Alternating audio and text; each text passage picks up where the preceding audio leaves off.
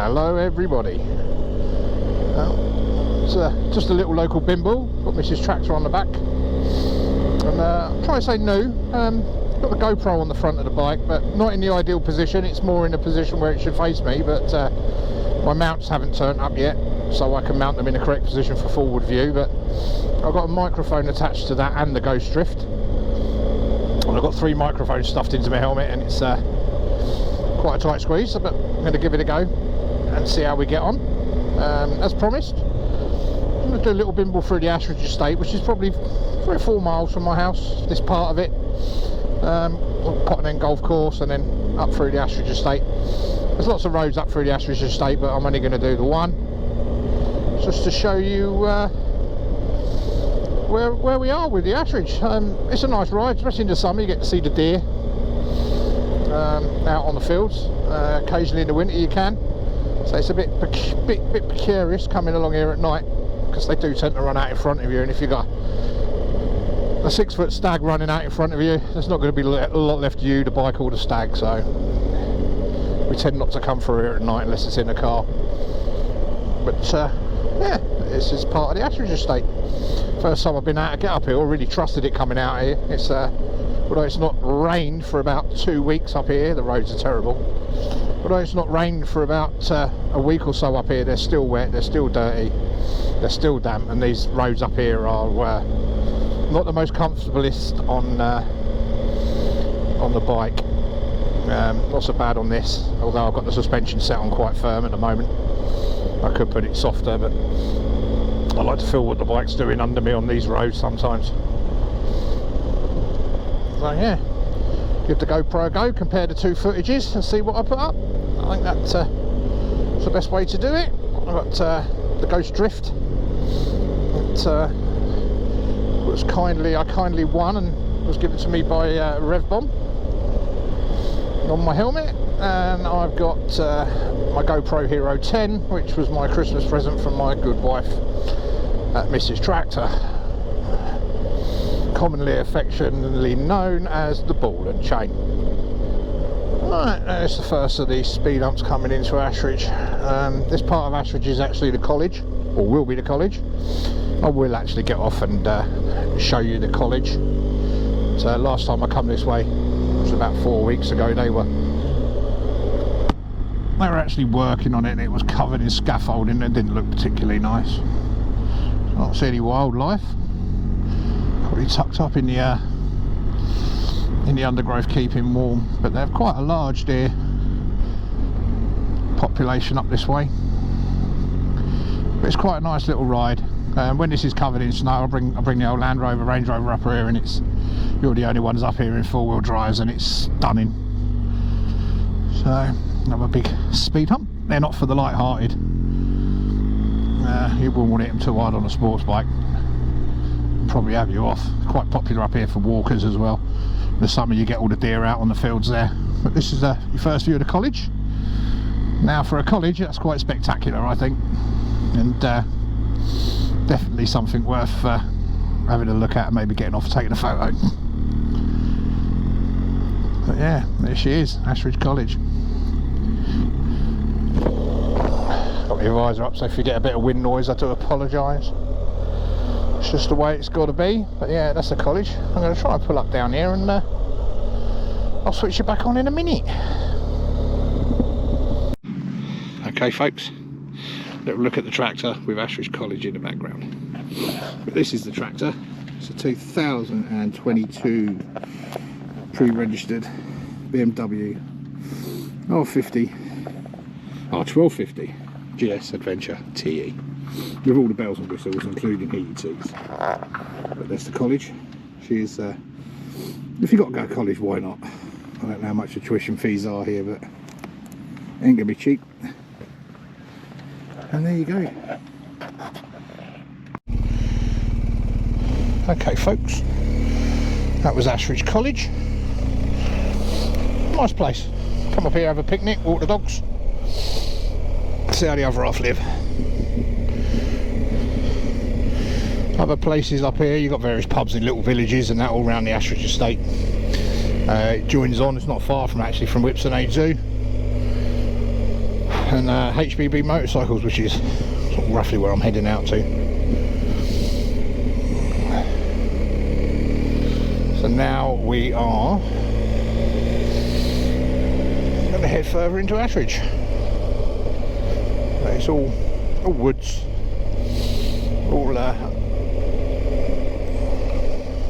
trust, all owned by the trust. So it's got a big golf course coming through it. Without Mrs. Tractor on the back, these speed ups are quite fun to jump, but she won't be best impressed if I flick her off the back.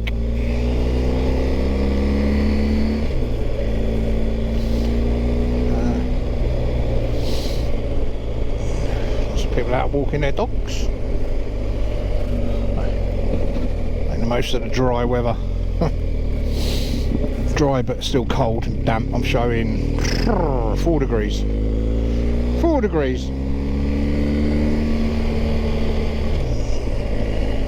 Still. Nice day for a ride. The roads are fairly dry. Some of the could do with some rain actually. It will wash all the muck and the salt away, but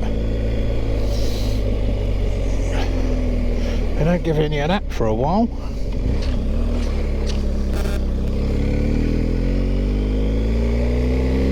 Used to be a swimming pool up here called Deer Leap. It was an outside pool, very popular. Lovely looking place, very cold. Even in the summer the water was cold. Alas, that's gone. It's gone to development, turned into flats or something now.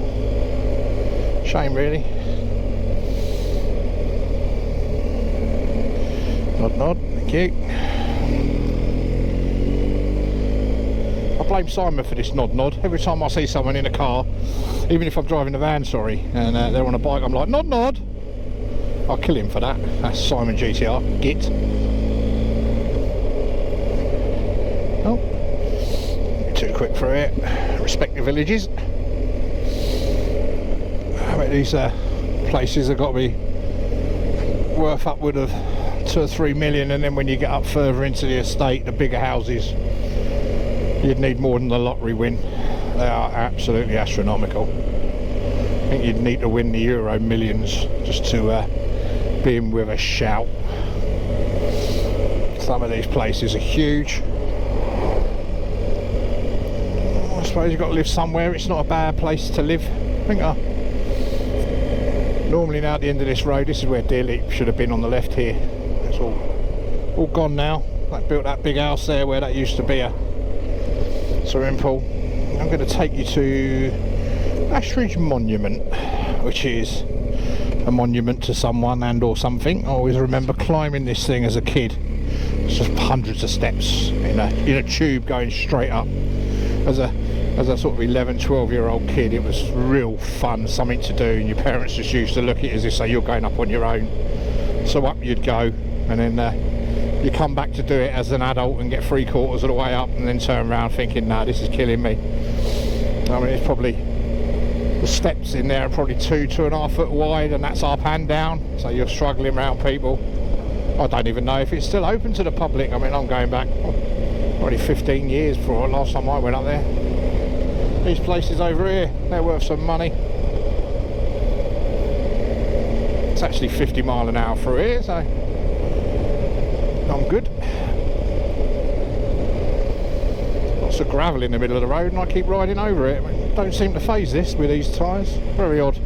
So used to going over a bit of gravel and feeling it come through the bike on road tyres. You get these Anarchies that are 80/20, and they just take it in their stride. They don't even know they're on it. It's very confidence inspiring is the word I'm looking for. Confidence inspiring.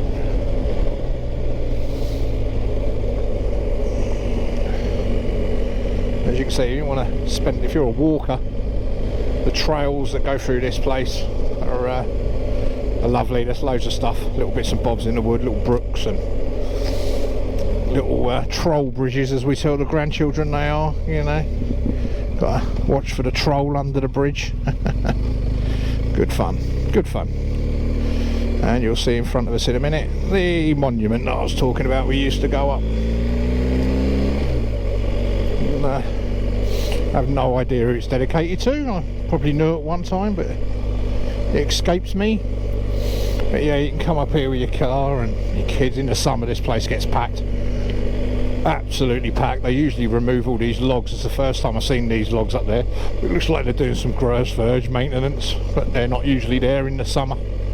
People park everywhere, but perhaps it's a new thing they're doing. But normally you'd come here and there'd be cars lined from the bottom to the top, and by putting these logs there, I think what they've gone and done is limited the amount of people that can actually park up here. But perhaps they'll be gone in the summer. There is actually a nice little tea room up here. You can have a nice cup of tea and a cake. Being up here on the Ashridge estate, you're probably better off going to a shop, buying a kettle, buying all the stuff to make your tea and coffee, and doing it yourself, because I guarantee it's probably cheaper than what they're charging for a cup of tea up here. Not that I'm tight, well I am tight, that's why I can afford a BMW GS. But that is the monument in all its glory. So if you're ever in this neck of the woods and you fancy something to do with the kids and the wife, bring them to Ashridge. Lovely place. Even in the winter, it's not too bad, it's not too shabby. I'm quite lucky really, I could be here within 15 minutes, 20 minutes from my house, if that, I wanted to. If you look straight down, that is actually the college, right through the other end, or out that way where we've just come from. But quite lucky really to have these places to go so close. So many people, you guys out there live in big cities and towns without easy access to this sort of thing. We're quite lucky. And like I say, it's not the smoothest of roads and rights, but don't matter none, does it? No, I'm going to keep recording, guys. I might shorten this video, I might just leave it. I can't really say I spend hours and hours editing. I spend more time trying to figure out how to work the few programs I have got. I have got to get myself some proper editing gear, but that's going to have to wait, because as you can see, my navigation system is no longer connected to the bike. That's another thing. Okay, it's a Nav 6 now. You look online, they have nothing but problems with Nav 6 with something called ghosting, which is basically the screen just goes off and does its own thing, pushes its own buttons, and sort of goes off of what it's doing. So that's actually been sent back to Garmin, who are replacing it under warranty, no quibble. It was you can tell it's a common problem, because you tell them what's happening, it needs replacing. No ifs, no buts, no quibbles. And they give you free UPS postage back to them, and they send you another one. And I'm thinking, well, it's a common problem. The Nav 6 will only work on the BMWs and the BMW Cradle. So with Mrs. Tractor's permission, I've gone out and bought a Zuma XL with the Touratech mounting bracket. And I've had to buy a little lead that connects into the BMW wiring, which is about 14.5 quid, but all told I didn't get any change out of 500 quid. So next week I will be fitting all that. I might even do a little video on how I'm fitting that to the BMW, might help people out. But that's a Zuma XT, which is meant to be their flagship sat nav. And like I said to my good wife, I'm going to sell the Nav 6, because it will be brand new when it comes back through. Keep this Cradle to put back on the bike if I ever get rid of it, and just get rid of the Nav 6, because when it comes to get rid of the bike in 3 years time, 2 or 3 years time, it won't be worth a lot. And the Zuma will go on any bike. You can just change the bracket on the back, and you can adapt it to fit any bike that I may buy in the future, where the Nav 6 needs this Cradle and is really for a BMW, as it's got BMW Motard Nav 6 on it, because it integrates with the bike. The only difference with the Zuma is I can't use my little whiz wheel here to scroll through it, but in all honesty, I've had the bike 4 months, don't really use a whiz wheel for the sat nav anyway, so it's no loss to me. I just need a unit that's reliable, and the Zuma XT is meant to be. So yeah, watch out for that one if you're interested. That'll be coming up in the next few weeks. I'm going to head off now out to Mr. Spears and have a cup of tea before I head home. So guys, that's me for now. It's a little bit of the Ashridge estate. I hope you enjoyed the video. Do like and subscribe. I am struggling for subscribers at the minute. Let me know what I can do better, let me know what you want to see, and I'll see if I can't build the channel up a bit more. And enjoy, everybody, just stay safe, and as Simon would say, rubber side down, shiny side up, and I'll catch you soon. Bye bye for now.